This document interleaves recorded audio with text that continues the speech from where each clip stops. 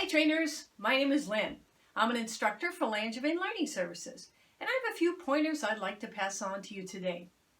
Occasionally, do you have to use someone else's training room? Or perhaps you have to travel to a customer site to provide them with training at their workplace, at their location. If so, here's some things to keep in mind.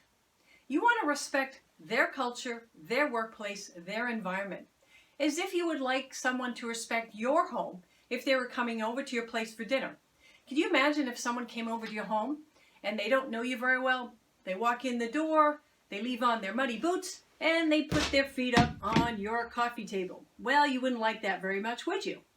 Well, the same rule applies for when you're training at a customer location. Here's some other pointers to keep in mind. If you want to use the customer's supplies and materials and audiovisual aids, please ask them their permission. Make sure you know how to use them so you don't break their equipment. If you show up and the classroom layout isn't exactly the way you'd prefer it, ask the client if it's okay to rearrange the furniture, and if they say yes, go right ahead.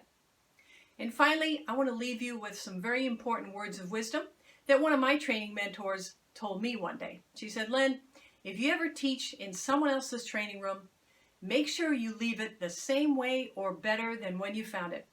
Otherwise, they're not going to invite you back." So thanks, trainers, for your attention. Those are my words of wisdom for today.